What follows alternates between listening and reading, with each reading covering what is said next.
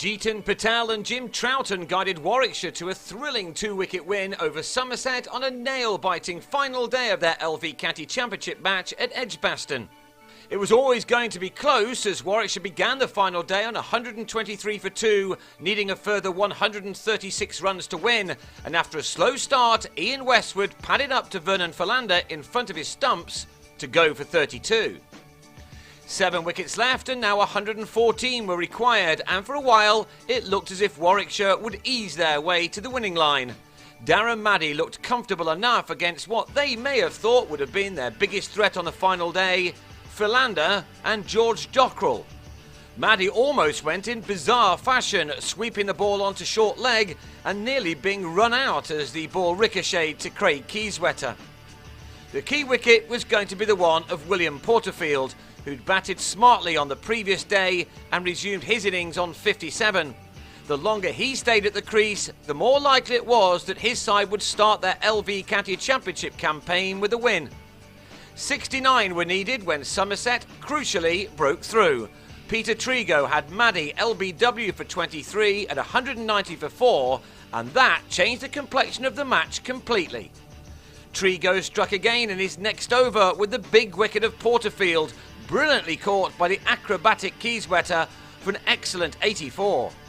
Then, next ball, Trigo clung on to Tim Ambrose's half drive, and we now had a real game on our hands again, with Warwickshire on 197 for 6 in pursuit of their target of 259. Somerset soon moved from outsiders to favourites when Steve Kirby also took a return catch to get rid of Ricky Clark for 4. And Keith Barker, in trying to avoid a bouncer from a pumped-up Trigo, clipped his off bail with the knee roll of his pad to leave the home side in trouble on 207 for 8, having lost 5 wickets for 17 runs in 47 balls. 52 more were needed. To say that Somerset were up for this would be an understatement.